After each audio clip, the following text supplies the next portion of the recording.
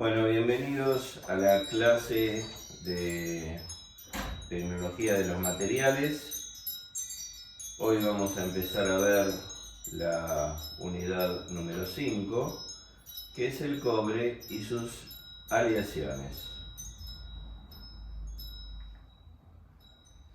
Antes de entrar específicamente en el cobre, vamos a decir que es uno de los materiales que tiene alta resistencia específica.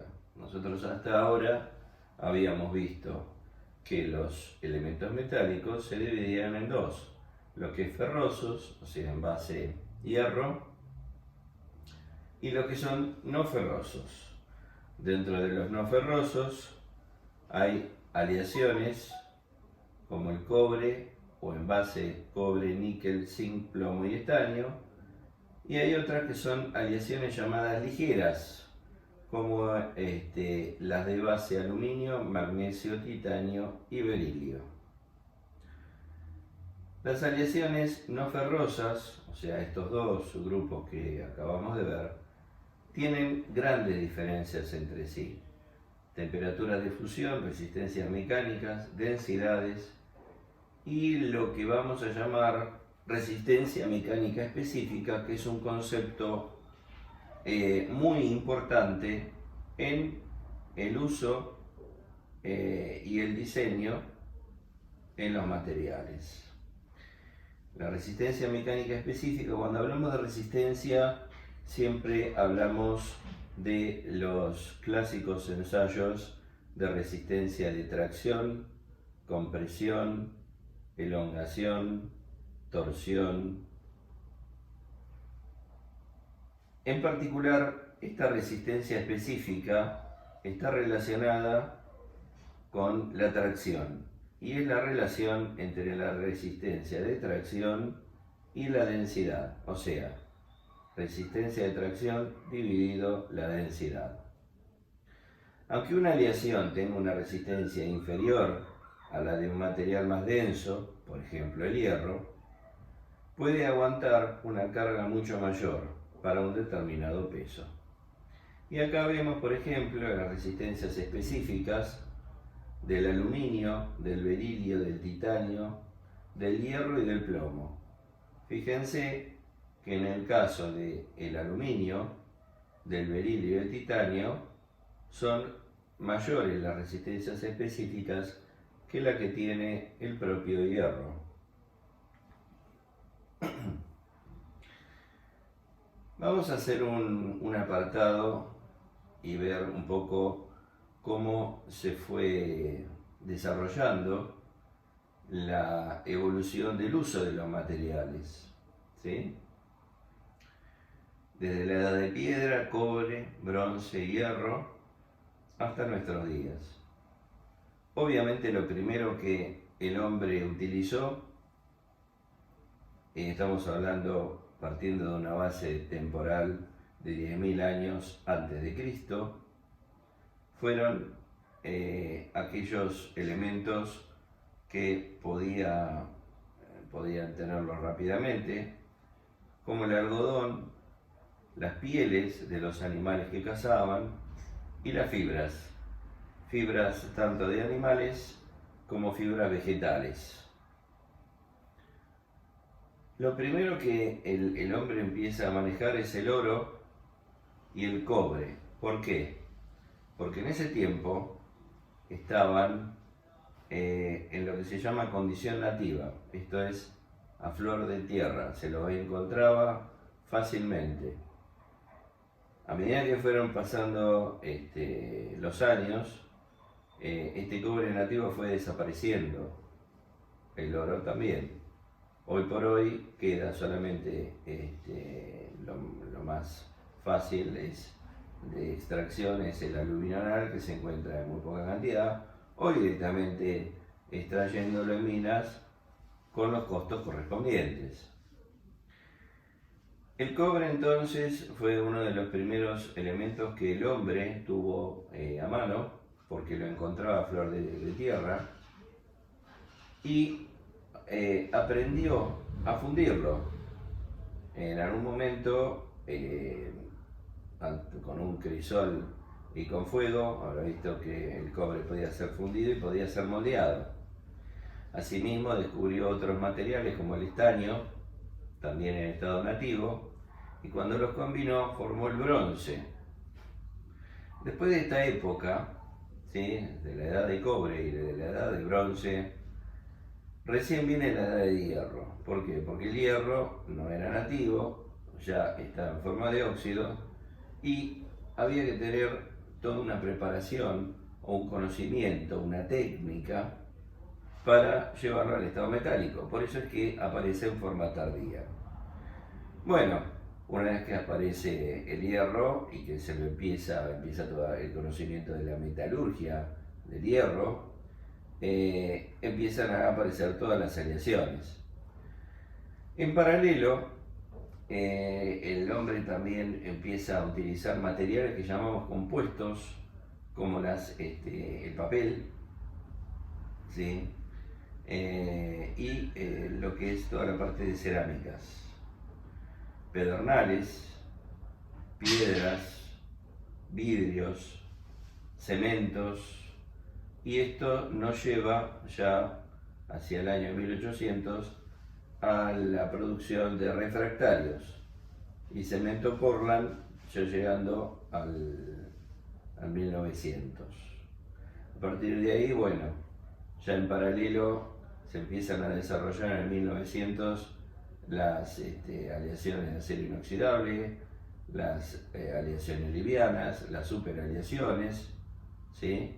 Las aleaciones, superaleaciones que están en base de titanio, zirconium, y también en paralelo todo lo que son los productos plásticos, desde los termorrígidos, baquelita, como los termoplásticos como el nylon, poliestireno, polimetilmetacrilato, los acrílicos, los epoxis, hasta los materiales tan diversos que contamos en nuestros días. Bueno, como vimos, el cobre fue uno de los primeros metales utilizados. Aproximadamente se piensa que fue hacia el año 6000 a.C. Como dijimos, se encontraba en estado nativo. Confeccionaban con él utensilios y armas, martilleando este metal, o sea, haciendo lo que hoy conocemos como forjado en frío. El metal cobre, que es básicamente blando, al forjarlo, al martillarlo, lo que hacemos es rompemos la estructura o la microestructura, transformando los tamaños de grano en granos más chiquitos, y lo que le da a ese proceso es lo que ya vimos en clases pasadas, le da dureza. Por eso el cobre forjado era más duro, teniendo el yacimiento por deformación. Y como era de color rojizo, lo hicieron muy apreciado por las antiguas civilizaciones. Bueno, hacia el año 4000, en algún momento se descubrió que podía ser fundido y colado. En esa colada, eran coladas estáticas, se le daban formas útiles. Esto condujo a lo que se llamó la Edad de Bronce. El punto de partida, ¿sí?, de una de las civilizaciones que más utilizaron el cobre fue las minas que había en la isla de Chipre. De ahí viene el nombre, metal de Chiprio es Cyprium. Cyprium posteriormente derivó en cuprium, del romano latín, y de acá derivan todos los símbolos químicos, en particular del cuprium o aesciprium, metal de Chipre, el cobre. El símbolo del cobre se presentó con el signo de Venus, pues la isla de Chipre estaba consagrada a la diosa de la belleza. Incluso los espejos se fabricaban de este material. Vamos a entrar en generalidades del cobre, ¿sí? Es el tercer metal más utilizado. Primero es el hierro, luego el aluminio, después viene el cobre. El cobre en estado puro, cuando hablamos de cobre en estado puro, es 99.9 mínimo, y en ausencia de ciertos elementos nocivos, como puede ser el oxígeno. Tiene una excelente conductividad eléctrica, ¿sí? Una excelente conductividad térmica. Todos los que son buenos conductores eléctricos lo son también térmicos. Una elevada ductilidad y maleabilidad y resistencia a la corrosión. Es considerado un metal seminoble. La pátina verde, que es uno de los óxidos de cobre, lo autopasiva, de ahí la resistencia a la corrosión. Las propiedades del cobre y de sus aleaciones también es que tiene muy buena soldabilidad, hay muy buena unión vía soldaduras, excelente resistencia a la corrosión, tiene endurecimiento por deformación plástica en frío y en caliente, acritud. De hecho, el hombre primitivo lo trabajó con los golpes, que es endureciéndolo justamente por deformación plástica en frío. En ese momento no lo sabían, lo que sabía el hombre primitivo era que lo golpeaba, le daba una forma y el metal endurecía. Algunos son bonificables. ¿Qué significa bonificables? Que se le puede dar tratamiento térmico templado. Son relativamente de baja dureza, baja resistencia mecánica, elevada ductilidad, no es magnético y es absolutamente reciclable. A la derecha vemos una tabla de conductividad eléctrica tomando el cobre como 100%.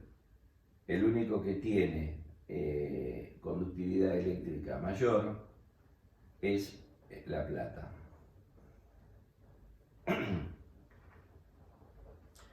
Bueno, los usos generales del cobre y sus aleaciones, principalmente en construcción de edificios, un 48%, productos eléctricos y electrónicos, maquinaria y equipo industrial, industria automotriz y transporte en general, productos de consumo y de uso general. Como es un material tan caro, se fue reemplazando en muchos casos por el aluminio. Vamos a hablar un poco de las estructuras que puede tomar el cobre y sus aleaciones. ¿Qué es la estructura? Es esa celdilla fundamental de la red espacial, ¿sí? El cobre puro, ¿sí?, tiene una estructura cristalina fundamental, cúbica, centrada en las caras. Si se le añade un elemento en aleación, puede ocurrir que se transforme en una solución sólida alfa que en la estructura toma pequeñas cantidades de soluto. Se obtiene una sustitución desordenada en la red espacial, conservando la red espacial cúbica de cada centrada. Esto es cuando nosotros como aleante le incorporamos pequeñas cantidades de zinc, estaño, aluminio, níquel, berilio o silicio. Puede tomar una solución sólida beta, estructura cúbica de cara centrada, fase beta, que es desordenado. Cuando incrementamos la proporción de soluto, en algunos casos se forma una nueva estructura cristalina de este tipo. Puede tener o conformar una solución sólida beta prima, que ya es una estructura cúbica de cuerpo centrada. Es ordenada. Cuando hablamos de insolubilidad, algunos átomos, ¿sí?, no son solubles en una base de cobre. Por lo tanto, retienen su propia red cristalina. Por ejemplo, el plomo, el hierro y el bismuto. El plomo no entra en solución con el cobre. El hierro y el bismuto tampoco. Por lo tanto, tiene su propia red cristalina. Después vamos a ver el agregado como aliante de estos elementos, qué propiedades le confiere al cobre. Obviamente, siempre le va a conferir una propiedad básica de endurecimiento. Pero no en este caso, por formación de solución sólida. Formación de compuestos químicos estables. Hay algunos elementos como el oxígeno, azufre, selenio y telurio, en el cual forman precipitados, los que llamamos precipitados duros, porque entran en reacción química con el oxígeno con el cobre, el oxígeno en particular, forma un óxido, y al precipitar, en los tamaños de grano le confieren una propiedad que es negativa, que es la fragilidad. También en el cobre podemos llegar a formaciones de estructuras martensíticas, como habíamos hablado en el caso del hierro. Esto bajo tratamientos térmicos adecuados. Acordémonos que las formaciones martensíticas eran formaciones metaestables en donde el soluto, al subenfriarse con la base cobre, llegaba a tener mayor cantidad de soluto en la unidad cristalina que el que tendría con un enfriamiento lento. De ahí viene la alta rigidez o la mejora en la dureza de la estructura martensítica. Siempre las estructuras martensíticas vienen con los tratamientos de templado. Vamos a hablar, como hemos hecho tanto en el hierro como en el aluminio, de dónde proviene. Bueno, habíamos dicho que en la antigüedad se encontraba en forma nativa, después esto se agotó y ahora hay que sacarlo directamente desde las minas, y primero pasa siempre por un proceso de molienda, se lo disgrega finamente y luego pasa por dos tipos de procesos, que pueden ser los pirometalúrgicos o los hidrometalúrgicos. ¿Esto en qué varía? En qué tipo de minas o qué tipo de minerales se encuentran en las minas. Hay minas que tienen más componente sulfurado y hay minas que tienen componentes más de base hierro, más enriquecidos en los óxidos de hierro. Bueno, ¿dónde se encuentran? Esto determina el tipo de proceso de extracción que se haga posterior. Bueno, las minas de cobre más importantes se encuentran en Estados Unidos, Cordillera de los Andes. La gran pena es que una vez que se produce la Cordillera de los Andes, todos los yacimientos mineros quedan del lado chileno, no del lado argentino. Del lado argentino queda pero muy poco. África Central y Rusia. En general, el mineral de cobre contiene entre un 0,2 y un 3% de cobre, masa en masa. Bueno, acá vemos algunas de las minas de extracción. Se van produciendo una extracción del tipo escalonada, son minas abiertas, se explosiona el material, ese material se lo carga en camiones y esos camiones después van al primer proceso que es de molienda. Fíjense lo que es el tamaño de los camiones frente a una camioneta que va detrás de ellos. La metalurgia del cobre. Entonces las minas se dividen en sulfuradas, oxidadas o mixtas. En las sulfuradas, el mineral, que es son dos tipos de sulfuro, de cuproso y cúprico, se llama calcosina o cobelina. Cuando está presente hierro, también se forma un producto de azufre, hierro y cobre, se llama calcopirita. Estos dos siguen el proceso de extracción pirometalúrgico. Cuando abunda los materiales óxido cuproso, óxido cúprico en la mina, o sea, la cuprita o la tenerita, el proceso de extracción del cobre es hidrometalúrgico. Vamos a ver primero el proceso pirometalúrgico. se dinamita la roca, se queda con un porcentaje de cobre entre 1 y 6%, hay un transporte, luego va un proceso de trituración,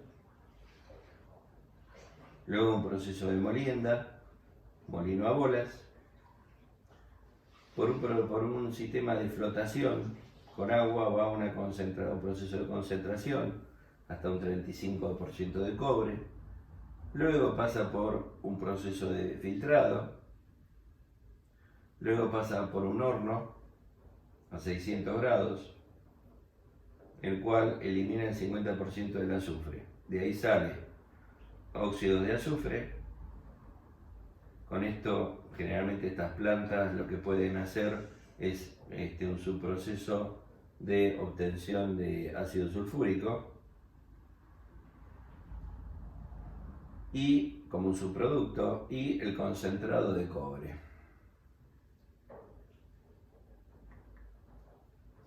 El concentrado de cobre, luego que tiene sulfuro de cobre y hierro, va a un horno de reverbero u horno eléctrico.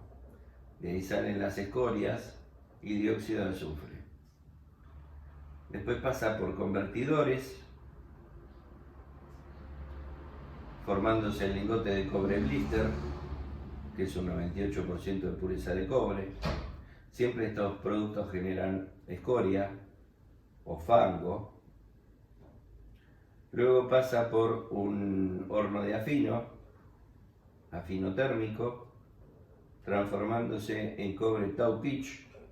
Cobre tau pitch tiene 99.5% de cobre. Este ya es de naturaleza buen conductor eléctrico. Luego pasa por un horno de afino, se transforma en cobre electrolítico 99.9%, y después pasa finalmente por un horno de inducción en donde se produce el cobre de más alta pureza, que es el cobre electrolítico tau pitch. No confundir con el cobre tau pitch, que tiene un 99.5% de cobre. El cobre electrolítico tau pitch prácticamente tiene un 99.99%. Es el cobre más puro que hay. Y con este cobre se pueden hacer tanto lingotes para usos posteriores como barras o redondos. Esta barra o redondo después por proceso de corte, pasa por hornos, es un proceso de extrusión, se puede transformar en tuberías o por proceso de extrusión y después transfilación van directamente a el cobre y conducción, hilos de cobre. El proceso hidrometalúrgico, que habíamos dicho que se basaba en minas que eran altamente ricas en óxido de cobre, pasa por una molienda y una trituración, un apilamiento. ¿Para qué? Para después ir a un proceso de lixiviado. ¿Qué es un proceso de lixiviado? Es un riego que se hace de ese apilamiento de una solución de ácido sulfúrico o soluciones de amonio. Acuérdense que un subproceso del proceso de extracción y de tratamiento puede formar ácido sulfúrico. Entonces este ácido sulfúrico en algunos casos puede ser utilizado para disolver el cobre contenido en los minerales oxidados. Se forma una solución de sulfato de cobre, pero con muchas impurezas. El cuarto paso es la extracción por solvente. ¿Sí? Se transfiere el cobre de la solución lixiviada hacia la solución electrolítica mediante una mezcla de solvente parafínico y un reactivo extractante. Y finalmente el último paso es la electrodeposición. Esta es una imagen de las plantas de un proceso clásico hidrometalúrgico. Son plantas inmensas. Y luego siempre están los test que se hacen a través de microscopio común, ¿sí? Óptico, en donde a través de tratamiento con corte pulido de la superficie metálica y eventualmente algún tratamiento, proceso posterior químico, se lo visualiza o se visualiza la estructura en el microscopio. Estos ya son procesos idénticos a lo que hemos visto en el hierro y sus aleaciones y en el aluminio y sus aleaciones. Bueno, acá tenemos un poco una imagen de lo que es la tensión, ¿sí? O las características mecánicas frente al módulo de ion, que nos daba la idea de un material, qué carga puede soportar un material, qué fuerza o qué solicitud puede soportar un material, hasta llegar a no deformarse elásticamente, la capacidad de deformación elástica, hasta llegar a no deformarse plásticamente, que simboliza el módulo de ion, con distintos tipos de elementos, desde corcho, silicona, que son los más bajos, los termoplásticos siguen siendo bajos, ¿sí? Hasta llegar a un nivel intermedio alto, en el orden de 100, que está el cobre y sus aleaciones. Por supuesto, en el punto más alto del módulo de ion vamos a tener a materiales muy particulares, como es el diamante, que es el que tiene mayor dureza, o sea, mayor módulo de ion. Diremos que el cobre entonces es el segundo metal en importancia en la historia de la humanidad. Dentro de los metales nobles es el más barato y común. Se sitúa detrás del platino, el oro y la plata. El cobre y las aleaciones poseen combinaciones de propiedades físicas muy interesantes y se conocen desde la antigüedad. Sin alear es muy blando y dúctil, que se usa en conductores. Bueno, como dijimos, ahí tenemos la densidad y la temperatura de fusión, 1083 grados centígrados. Es un excelente conductor eléctrico. El cable de cobre tiene una conductividad eléctrica que se dice 100% IAC, ¿sí? Es un nivel de conductividad. Como es buen conductor eléctrico, también lo es térmico, de ahí su uso en radiadores y intercambiadores de calor. No se mecaniza fácilmente por ser muy blando. De ahí a que muchas veces se le agrega fósforo o azufre. Tiene una excelente resistencia a la corrosión en la mayoría de los medios, incluida la atmósfera, el agua de mar o algunas industrias químicas. No es atacado por los halógenos, flúor, cloro, bromo. Se forma una capa protectora de óxido de color rojo-violeta, que es el óxido cuproso, o negro, que es el óxido cúprico. La resistencia a la corrosión mejora por aleación. Su resistencia mecánica es menor que la del aluminio y magnesio, ¿sí?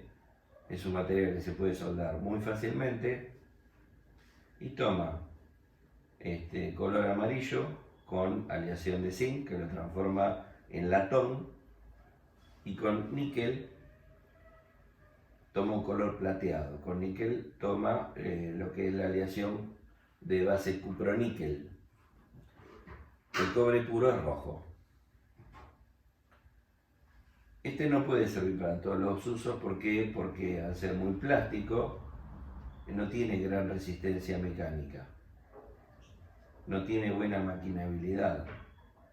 En general es un material que se empasta al tratar de cortarlo. Por lo que depende de la necesidad que nosotros tengamos de propiedades mecánicas, si necesitamos un material más duro, más rígido, deberemos recurrir a aleaciones.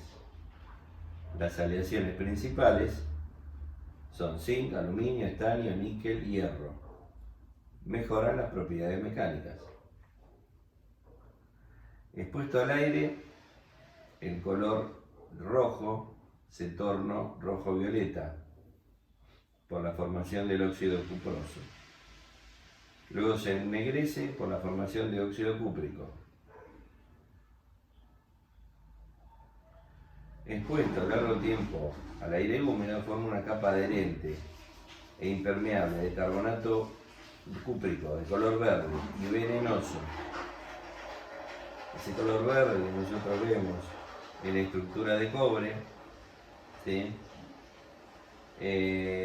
Es una capa que le da una capacidad anticorrosiva, pero es una capa venenosa.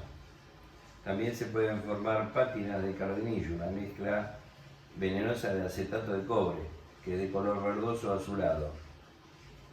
¿Cuándo pasa esto? Cuando los óxidos de cobre reaccionan con ácido acético.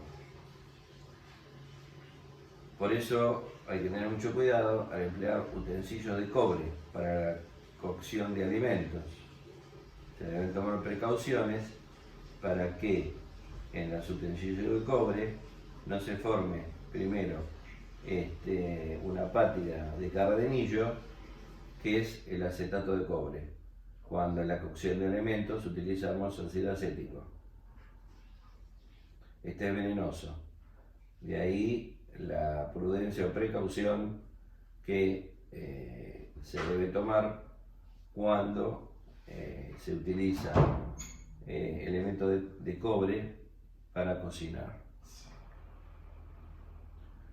Bueno, acá vemos algunas familias. Cuando hablamos de aleación zinc, estamos hablando de latones. Cuando hablamos de un aliante como el estaño, con agregado de fósforo, hablamos ya de un bronce al fósforo. Cuando hablamos de agregado de estaño al cobre, se transforma siempre en un bronce.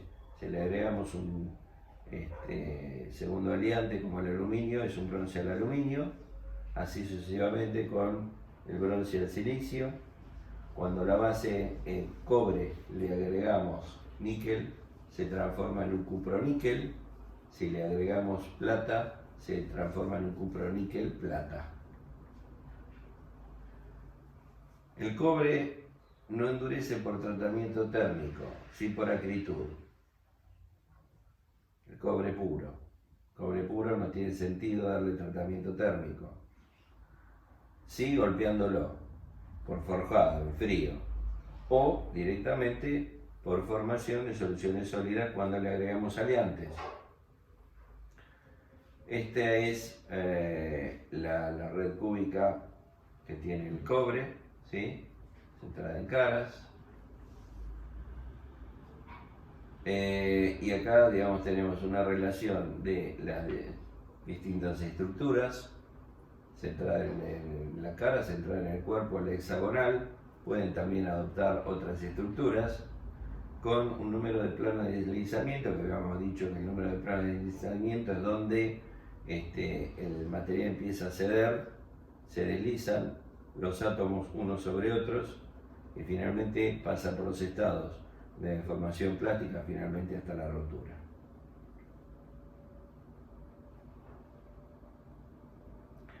Para cada una de las estructuras lo que tenemos es que la probabilidad de deslizamiento es, para cúbicas centrada en la cara es alta, moderada para el cuerpo, y hexagonal es baja, es, digamos, la más dura.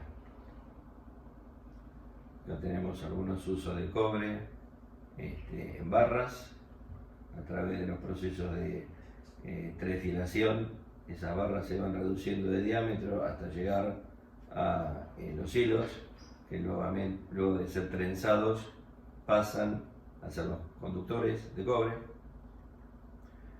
Y nos vamos a quedar aquí en el cobre y sus aleaciones y todas las aleaciones que puede formar que lo empezaremos a ver en la próxima clase.